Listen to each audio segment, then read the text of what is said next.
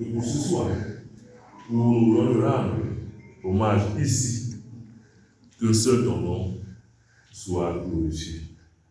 Permets donc, par le biais de ton Saint-Esprit, que tout ce que nous allons faire, dire ici et penser, ne concourt qu'à ta gloire. Viens, reste demeure avec nous, guide-nous Seigneur, par le Christ notre Seigneur Sauveur, lui qui nous a appris à te dire. Notre Père, que ton nom soit sanctifié, que ton règne vienne, que ta volonté soit faite sur la terre comme au ciel. Donne-nous aujourd'hui notre pain de ce jour. Pardonne nos offenses, comme nous pardonnons aussi à ceux qui nous ont offensés. Ne nous laisse pas entrer en tentation, mais délivre-nous du mal. Car c'est à toi qu'appartient le règne, la puissance et la gloire pour les siècles des siècles. Amen. Toujours debout, avec foi et en train, professons notre foi chrétienne en disant: Je crois en Dieu, le Père Tout-Puissant, Créateur du ciel et de la terre, pour notre grâce, a été crucifié, est mort, a été enseveli, et descendu aux enfers. Le troisième jour, il est ressuscité des morts, il est monté au ciel, et est à le Père Tout-Puissant, et il viendra de là pour juger les vivants et les morts. Je crois en l'insuffisance, à la Sainte Église universelle, à la communion des saints, à la rémission des péchés, à la résurrection de la chair et à la vie éternelle.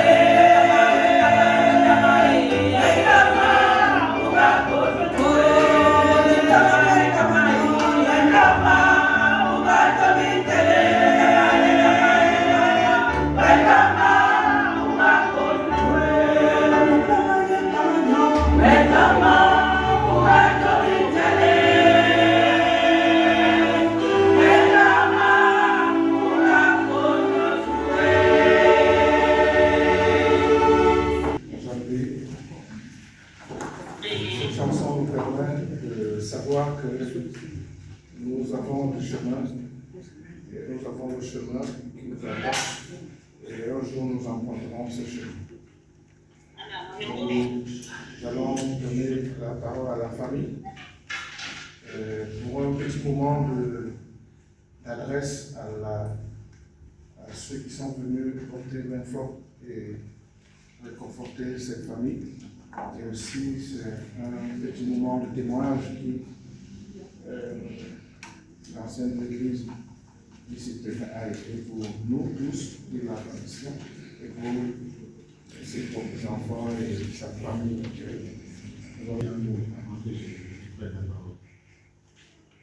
Ma bella bella bella mamma quindi ma ti devi bene tu ya mi che la me ma bella fa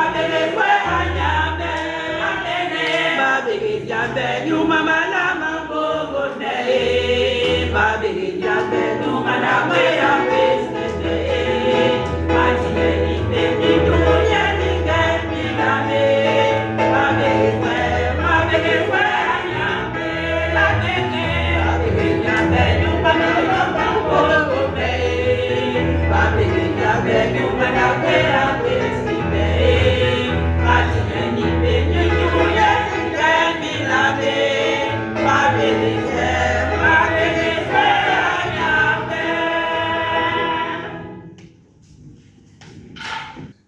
Hommage à ma mère, l'ancienne de l'Église, Madame Veuve Élise Péda, Gonesse, France, le 24 mai 2025,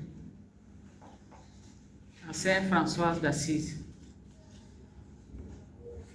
Mesdames et messieurs, chers membres de la famille, chers amis venus rendre un dernier hommage à notre regrettée mère, Madame Veuve Élise Péda, une femme d'exception, une femme remarquable, arrachée à notre affection le 10 avril 2025 à Yaoundé au Cameroun.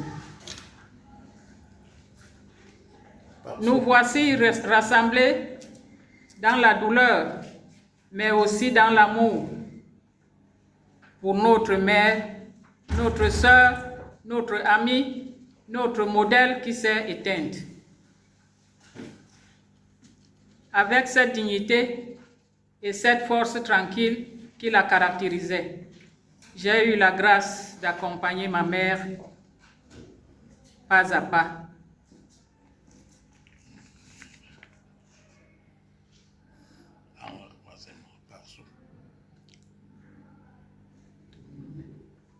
J'ai eu la force d'accompagner ma mère pas à pas dans le chemin douloureux de sa maladie.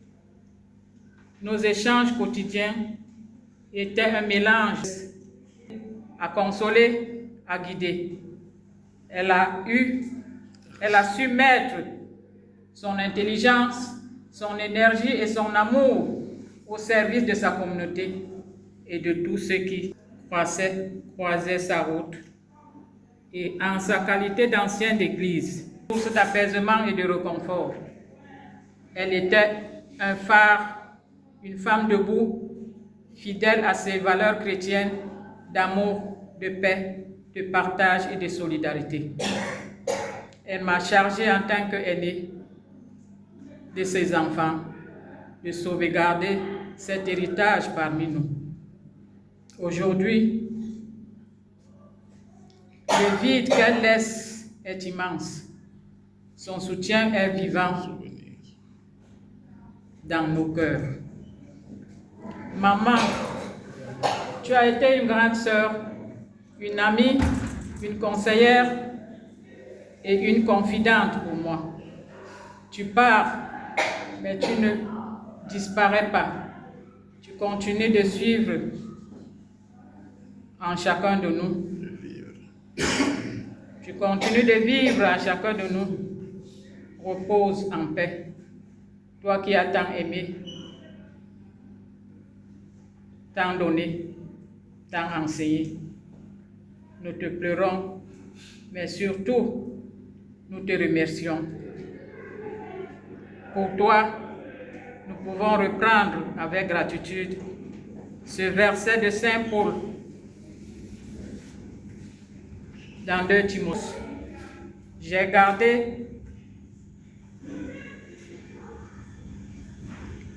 gardé la foi.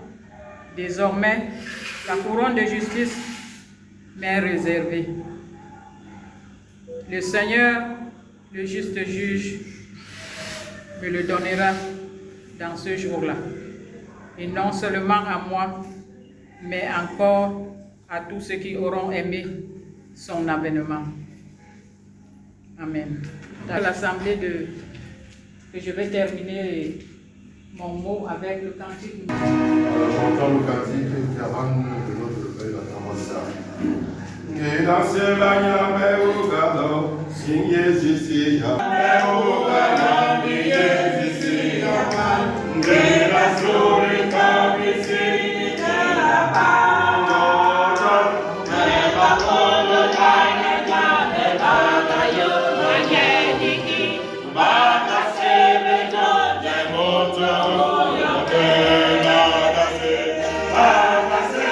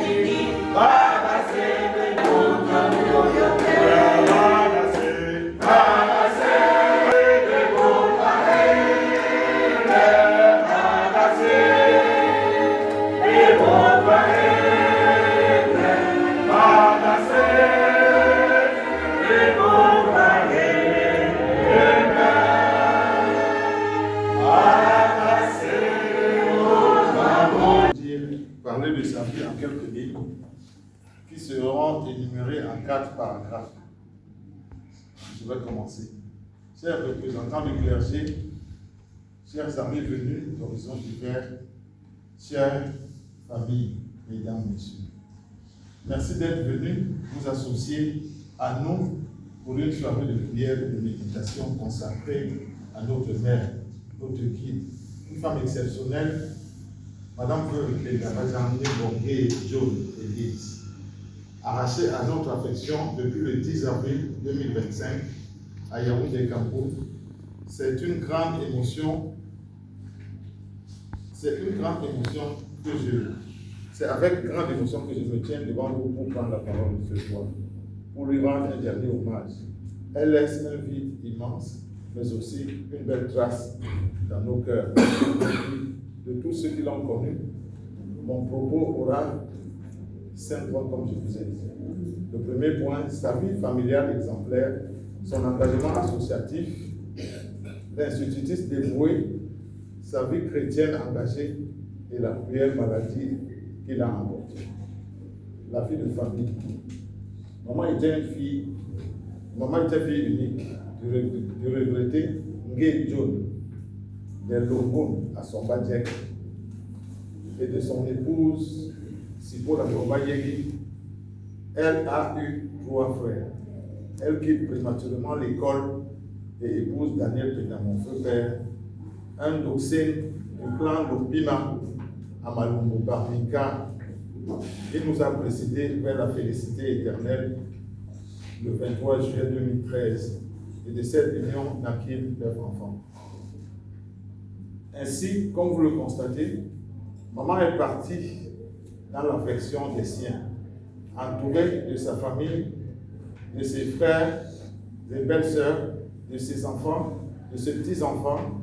Avec notre père, elle a formé un couple uni, solide, plein d'affection et de respect. Ils ont passé 50 ans ensemble, 50 ans de mariage, toujours main dans la main. Ils nous ont transmis des valeurs essentielles telles que l'honnêteté, la justice, la générosité, le respect des autres, la solidarité, l'amour de la famille et l'engagement chrétien. Numéro 2, une femme engagée dans la vie associative. Maman était membre et même fondatrice de plusieurs associations. Elle croyait profondément à l'importance de l'entraide, du lien social et du partage. Que ce soit avec les retraités ou les femmes rurales et la grande famille d'Oxé. Maman était toujours disponible, très courageuse. Elle ne reculait devant rien pour défendre des causes qui lui tenaient à cœur, pour lesquelles elle s'engageait toujours avec passion, sincérité, agissant avec discrétion et une grande efficacité. Troisièmement, institutrice de bruit. Dans sa vie professionnelle aussi, notre mère a laissé une empreinte forte. Elle a été institutrice de carrière. Elle a été institutrice de carrière.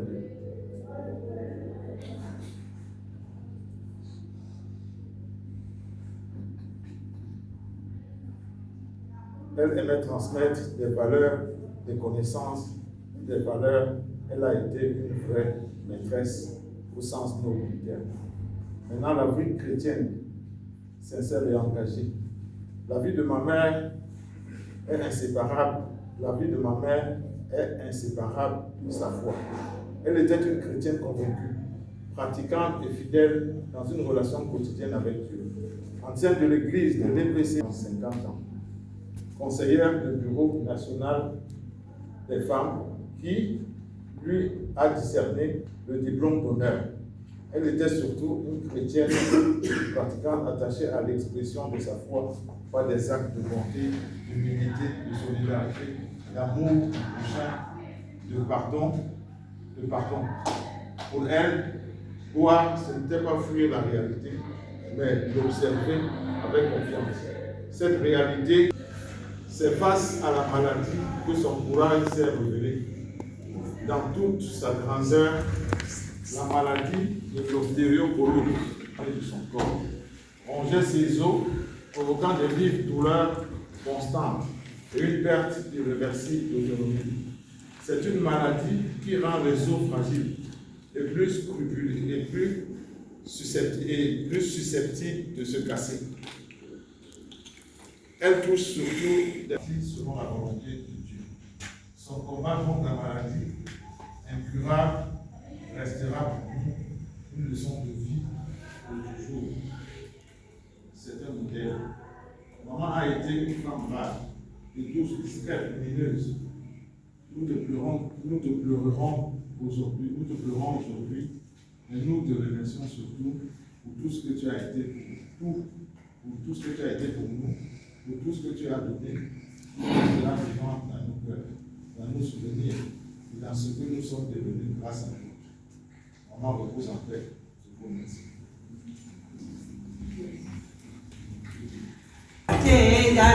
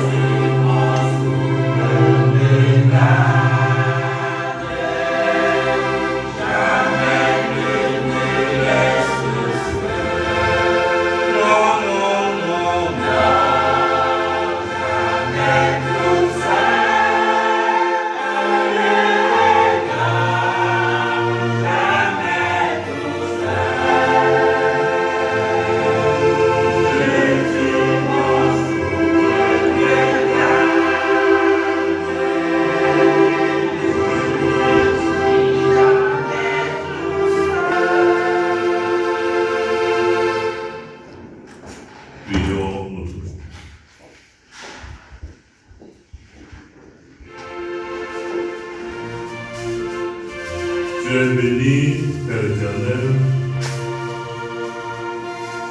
Père notre Seigneur Sauveur Jésus-Christ.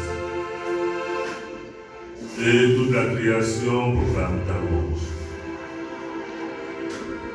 Nous voulons te louer et te rendre grâce en ce soir, Père éternel. Toi qui, il y a 81 ans, a amené à la vie notre mère,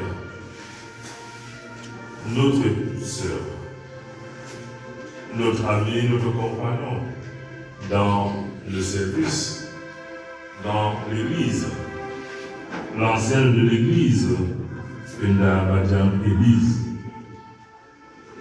Accepter décision, ce décret souverain de toi. Mais comme nous l'avons déjà dit, l'Éternel ne vont pas nous plaindre, ne vont pas pleurer, comme ceux qui n'ont pas d'espérance. Aussi sachant la poitrine de notre ancêtre de la foi. C'est pourquoi nous voulons te confier, l'Éternel, les obsèques de maman, que pendant toutes les articulations, seul ton nom soit loué. Permets, Père éternel, que en ce moment, au même titre que nous pleurons ici, tu raffermisses tous ceux-là qui, comme nous, pleurent, parce qu'ils ont aussi perdu un être cher.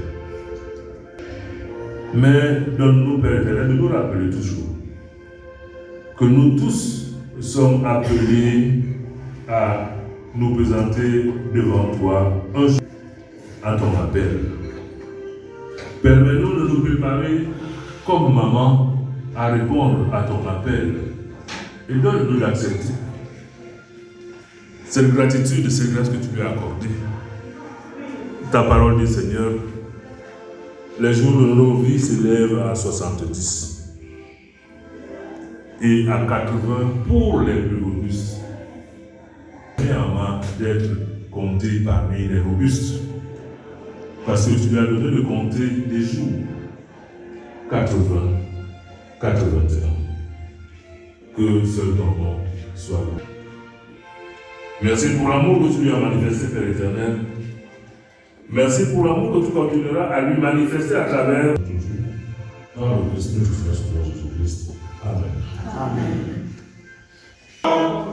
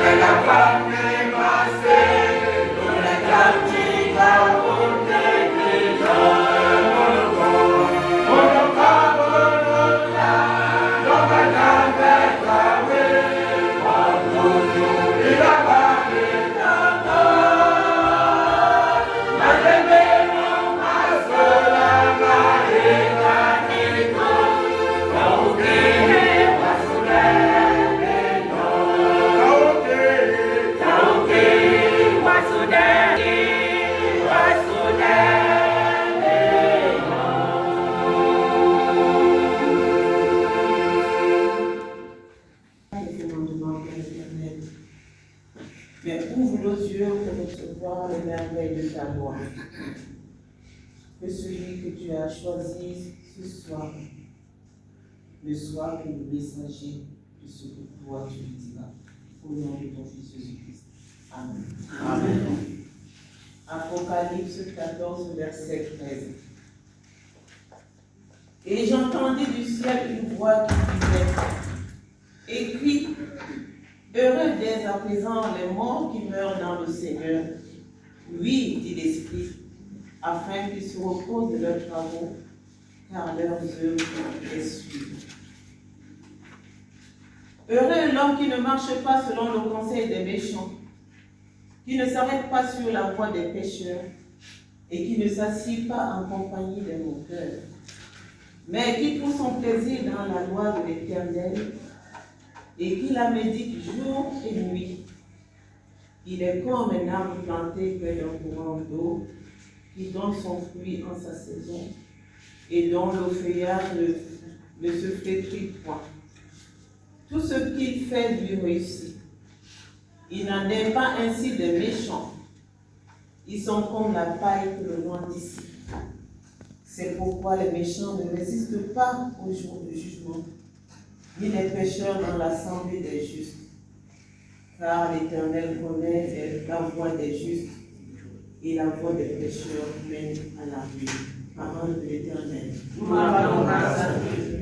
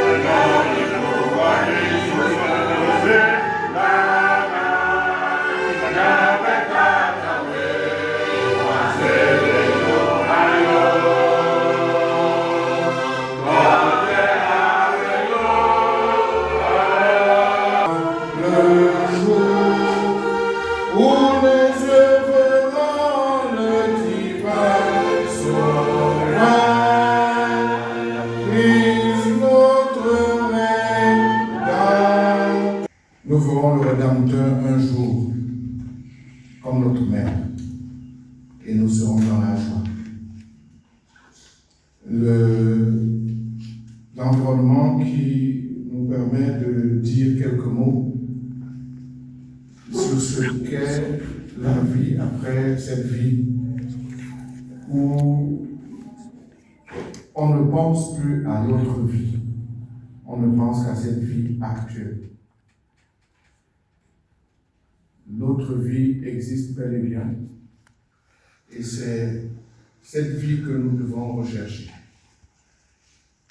C'est pourquoi le prédicateur, lors des obsèques ou bien lors des veillées comme celle-ci, est un héros. Un héros avec l'accent aigu R-O-S, mais il est héros avec E-H, accent aigu R-A-U-T, donc un crieur. Il doit éveiller les consciences. Avec S à la fin, est un demi-dieu qui est divinisé, celui qui se distingue par ses exploits ou un courage extraordinaire dans le domaine des arts. alors que le prédicateur, il doit crier pour changer les âmes. Donc, je ne suis pas un héros avec S, mais je suis un héros pour proclamer la vie, pour que le monde change.